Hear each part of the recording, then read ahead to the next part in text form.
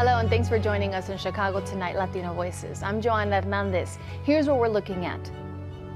More than 2,000 students may have to find new schools as a charter operator plans to shut down 7 locations. We sit down with Mayor Johnson's Chief of Staff to talk about Chicago Public Schools funding. A new Chicago Stories documentary dives into the history of the Young Lords of Lincoln Park. I wanted to honor my father in going through the process. And how organ donation impacted a local family. And now to some of today's top stories. Parents and teachers are feeling blindsided this morning after finding out about potential school closures. That's after Acero Charter Schools announced its plans to shut down 7 of its campuses, impacting more than 2,000 students. The board of directors last night adopted a resolution that allows for what it calls a strategic reorganization of school operations. It would lead to the closures of Cruz K through 12, Casa, Ciceros, Fuentes, Paz, Santiago, and Tamayo elementary schools. Acero says the plan was spurred by declining enrollment and increasing personnel and facility cost. The closures, which are not finalized yet, would happen next June. Also slated for closure is a migrant shelter in Little Village. State officials say the shelter, which opened in January at the height of the crisis, now houses 146 people. Officials say they will be offered spaces in one of the 14 migrant shelters the city will continue to operate, and the effort will be made to keep children close to their schools. It's the 4th shelter to be closed by state and city officials since the beginning of October. The shelter is set to close November 3rd. While Chicago and its school districts are grappling with deficits and possible property tax hikes, Cook County's budget plan has no new tax, fees, or fines or fees. Board President Toni Perpwinkle is proposing a nearly $10 billion budget that she describes as a good news budget. Perpwinkle says the budget plan and the county's financial situation are the product of smart policy over the years. We avoid using one-time revenues for recurring expenses. We don't borrow more than we need. We don't spend more than we have. And we don't do quick fixes. Instead, we've committed ourselves to finding structural solutions to balancing our budget. Perpwinkle's plan includes investments in opioid addiction initiatives, community violence intervention, and adding employees at the assessor's office to help with property valuations. However, next year will bring a temporary hiatus of the guaranteed income program, but Perpwinkle says she plans to bring it back. A final vote on the budget is scheduled for November 21st and joins us Monday night when Toni Perpwinkle joins us to break down the proposal. And Paw Chicago is helping animal shelters in Tennessee that were impacted by Hurricane Helene. Volunteers this afternoon returned to Chicago and brought back more than 20 dogs and puppies that were already in shelters before the storm hit. A spokesperson with Paw says by taking in the animals, it allows local teams to focus on rescuing and reuniting displaced pets in communities that were impacted. The dogs will be available for adoption in a few days, with the puppies in a few weeks. Keep an eye on Paw Chicago's website and social media for updates. Up next, the mayor's chief of staff joins us in studio with the latest on funding for Chicago Public Schools. That's right after this. Chicago Tonight, Latino Voices, is made possible in part by the support of these donors.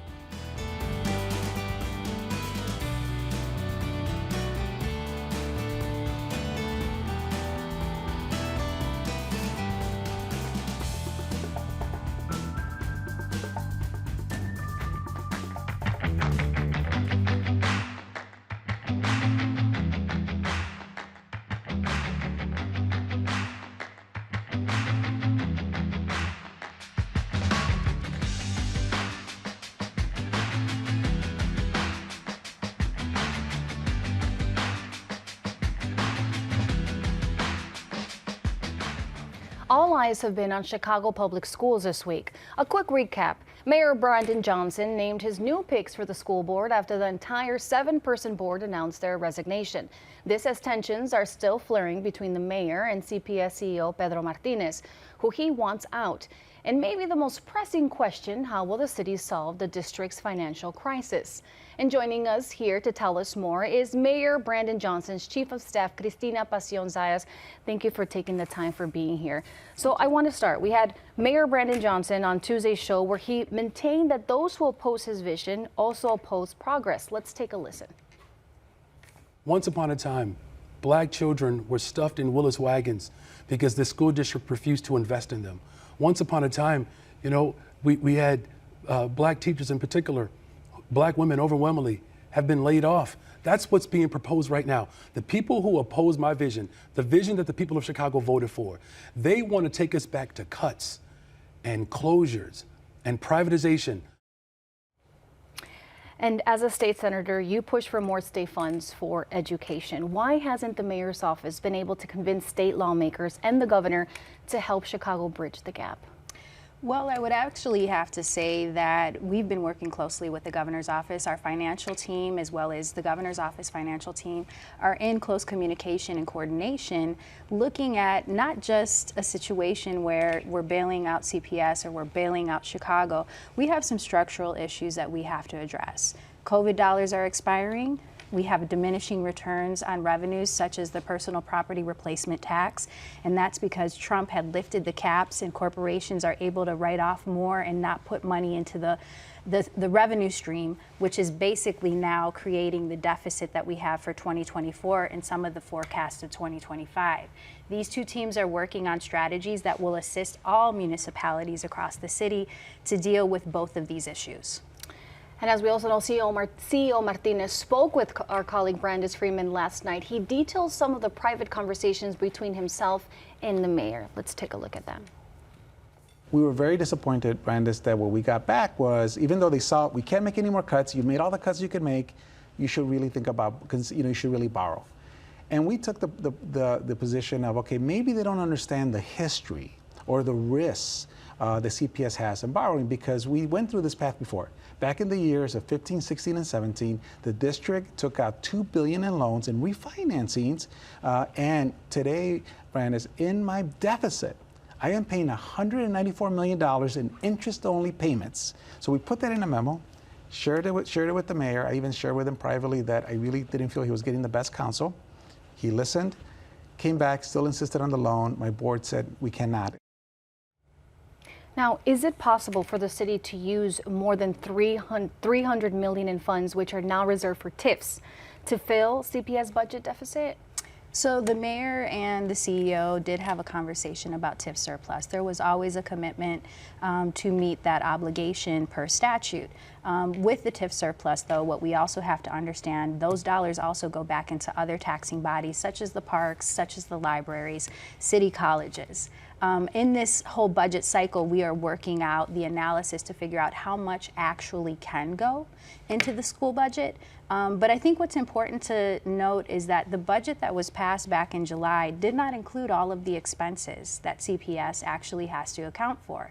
That is inclusive of settling the contract with teachers and settling the contract with principals. This is the first year that principals are actually collectively bargaining. I actually participated in the process of establishing that particular bill. They also didn't include a pension payment for the employees that are non-teachers. So what was presented in July was not even a full picture, yet in past budgets, we have been able to get CPS to make a commitment towards their pension payments, which they should, because as they move into an independent school district, they have to independently cover the costs of their expenses. No other sister agency expects the city to pay for their pensions, and yet in this particular case, CPS does. Just seems there's just so many layers, so many opinions. I have to ask, if Martinez is pushed out, what's the likelihood you'll be considered for the job? No, I'm the chief of staff to the mayor. I'm not going anywhere. I mean, would you do something differently in that role if you were considered for the job? The advice I would give any CEO is to adopt and to effectuate the vision that the mayor has laid out. I think the mayor coming from Chicago Public Schools, as an educator both in middle school and high school, as a parent who has children in those schools, as an organizer who constantly fought for full funding for schools, who better to be articulating the vision and enforcing that it needs to actually manifest. I think he knows the visceral reaction when you go into a school and you are asked to literally make lemonade out of lemons. I think he knows when he drops his children off at school and how he has to take his kids all the way to the South Side to get the types of resources that he wishes they could afford on the West Side, but they're not available. And so those types of things are not radical. All we want to make sure is that young people and children are wrapped around and able to live up to their fullest potential, and the adults around them have what they need to do that. You know, this seems very complicated, but for parents who are watching right now and seeing this public rift with CPS, what do you want to tell parents who are trying to understand? I think the vision of the mayor is simple, right? We want to transform the Chicago public school system. For too long, we have been living in chaos. For too long, we have accepted subpar standards. For too long, we have adopted status quo, which is closing 50 schools. We have allowed previous appointed boards to do a no-bid contract for a former employer of the CEO. We have allowed the books to be cooked in terms of graduation rates. We have privatized services and paid more money but received less quality. All of that is disruption and chaos. I can tell you I have 2 children in Chicago Public Schools, one in a neighborhood school, one in a magnet school. I walked my son to school every day this week. There was no chaos. There was no disruption. Teachers were teaching, support staff were wrapping around. My principal assured us that he was there as the instructional leader. Our local school councils are making sure that our schools are following their school improvement plans. This is really about transformation, and we're at a turning point, and the mayor is not afraid to make those decisions. And you know, we only have a couple seconds, but how would you say to those parents again, how is this turmoil going to affect their school or their child? Day-to-day operations have not been affected. I actually served on the State Board of Education, and when you are a board member, you are making policy decisions at a 30,000-foot level. And what I can tell you is that day-to-day operations are functioning, and the site-based management teams, your local school councils, really have the deepest impact on how those schools are run, plus the principals. And as I said, principals are showing up every day, teachers are showing up every day, children are learning. Let us work out these details, because this is really the brink of educational transformation. Well, thank you for taking the time for being here. Thank you.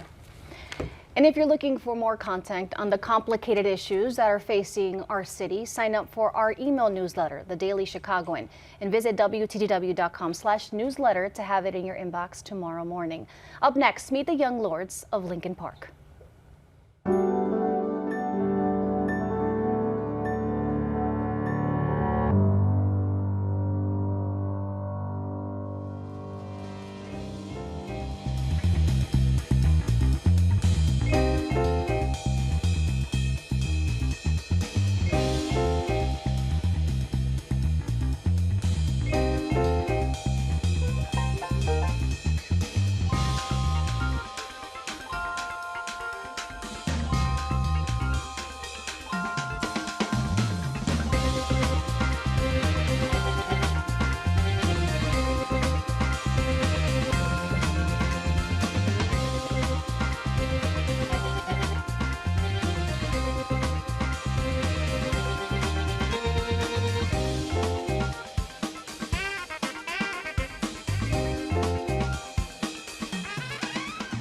The Young Lords of Lincoln Park went from street gang members to revolutionaries. They organized and fought against several injustices, especially gentrification. And a new Chicago Stories documentary outlines their entire story. Let's take a look. In the turbulent streets of 1960 Chicago, a fierce struggle unfolded. They were driving us out. They didn't want us. They're killing us. They literally want to kill us. On one side, the power. The city of Chicago. In effect, the federal government was about to devastate their community. On the other side, the people. It was a perfect storm. Communities were ripe for rebellion. And here to talk more about the history and current activity of their organization are Omar Lopez, an original member of the Young Lords and executive director of Calor, and Paul Mireles, the deputy chairman of the New Era Young Lords. Thank you both for joining us. You know, I got a chance to watch some of the documentary, and it's just remarkable to see that piece of history that took place in that neighborhood. And Omar, I want to head back to the 1950s. At that time, Lincoln Park was known as one of the poorest neighborhoods in Chicago. The population was mostly white until Puerto Ricans started to arrive in the area. Tell me a little bit more about your story and how you got involved with the Young Lords.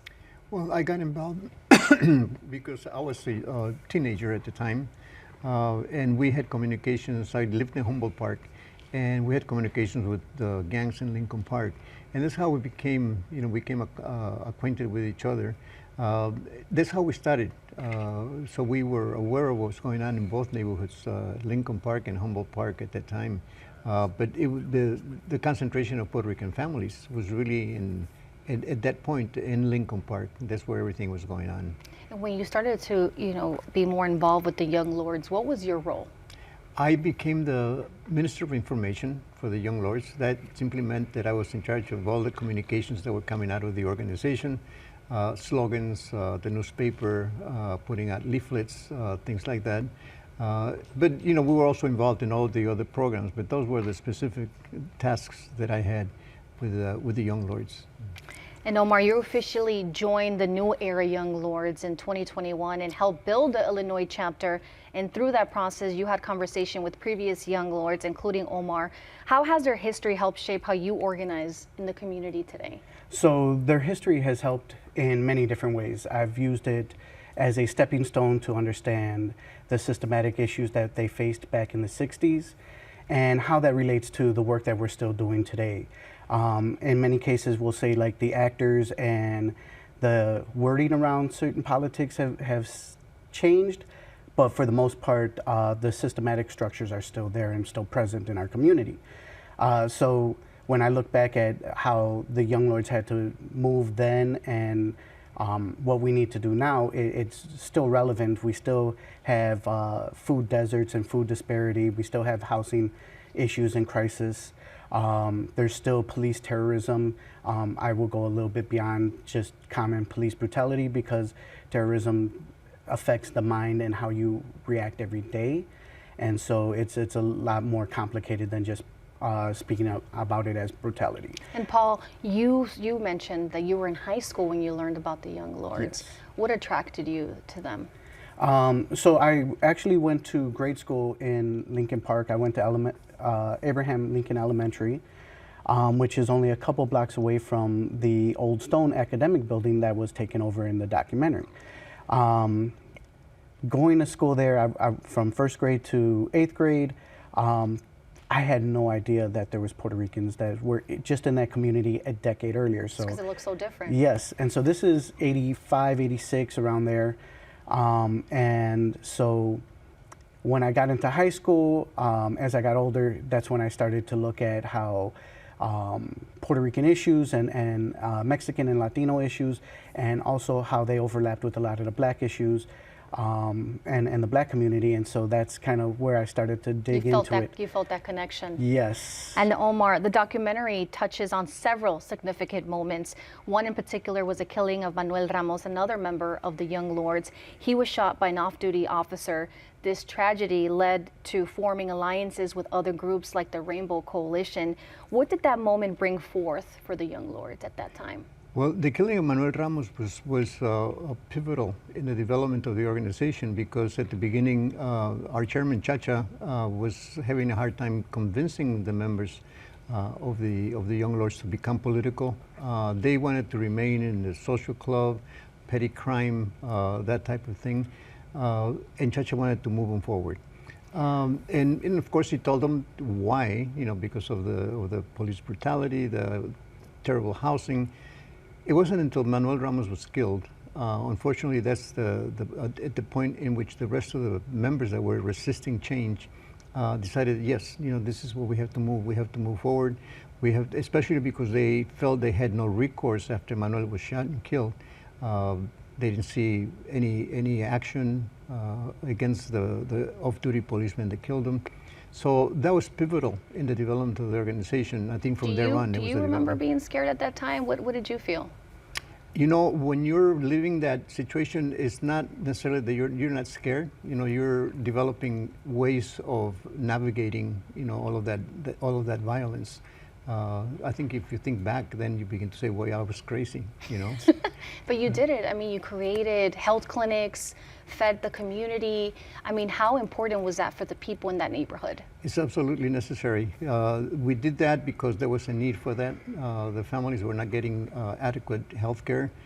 They were not having decent housing. And that was our response, you know, once we became political, that was our response to the needs of the community. We always said we serve the people. And so those were the things that really the Young Lords are also known for, not just the confrontations with police, but also the kinds of survival programs. For what they did. Yeah. And we only have time for one other question, but I want to go to you, Paul. What do you think the legacy of the Young Lords did for not only Chicago, but the country? The legacy for me, it inspired a new generation. We see that with the new era and the work that we're doing. But it also, like I said before, it gave us that stepping stone. It allowed us to understand certain things. And it was unique in the way where they did start off as a social club. And then through a series of circumstances, eventually did go political. And when you look at that in the significance of our communities now in the state of Chicago now, you see that there is a need for that. More young people getting politically involved and active. So. Well, thank you. We're going to have to leave it at that. So I'll definitely recommend people to go watch it. Thank you for both of you. Thank you. To learn more about Chicago's history with the Young Lords of Lincoln Park, be sure to catch the new Chicago Stories documentary, which premieres tomorrow night at 8 p.m. Now back with more just in a moment. Stay with us.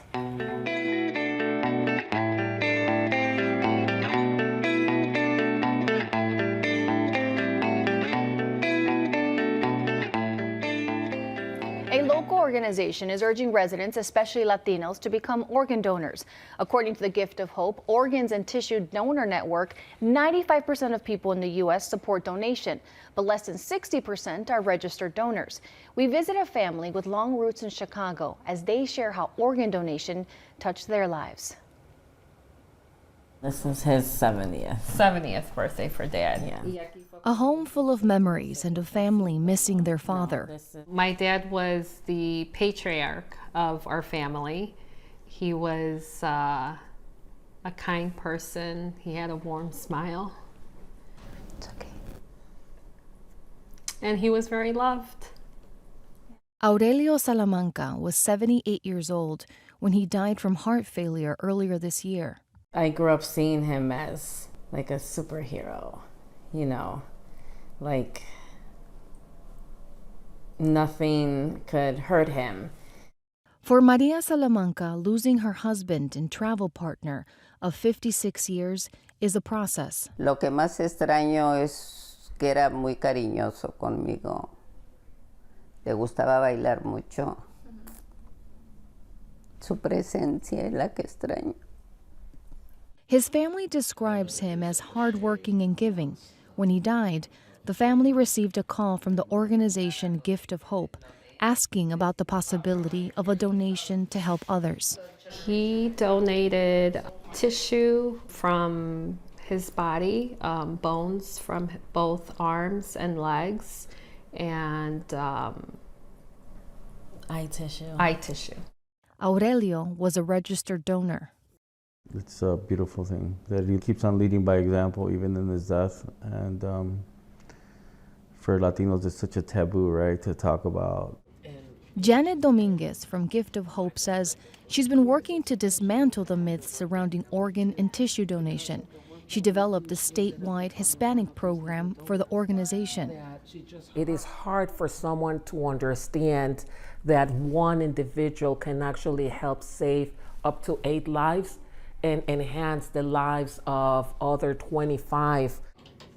Dominguez says the Latino community is one of the groups with the highest need for organ transplants. Yet we are the least group to donate, let alone to register. It is important because I know we can make a difference. Do you guys want coffee or tea? Me siento agradecida a Dios, me siento agradecida por la pareja que tuve y que sé que van a estar lo que sirvió de su persona para otras personas. Fueron a la India. As they look through photos, the family shares what life was like for them in the early 70s, selling tacos in Humboldt Park, something they did for more than 40 years, while Aurelio also was in the midst of a long career with the CTA. He was raised by a single mom in the poorest neighborhood of Mexico City, and coming here and giving us this life and opening up all types of doors for us is unbelievable. A father of 4 with 13 grandchildren. Him being a registered donor and giving back is something that everyone should consider. And the Gift of Hope says Aurelio Salamanca's donation may help more than 75 people. What a beautiful gift. And that's our show for this Thursday night. Join us tomorrow night at 5:37 and 10 for the Weekend Review. Now, from all of us here at Chicago Tonight, I'm Joanna Hernandez. Thank you for watching. Stay healthy and safe. Buenas noches.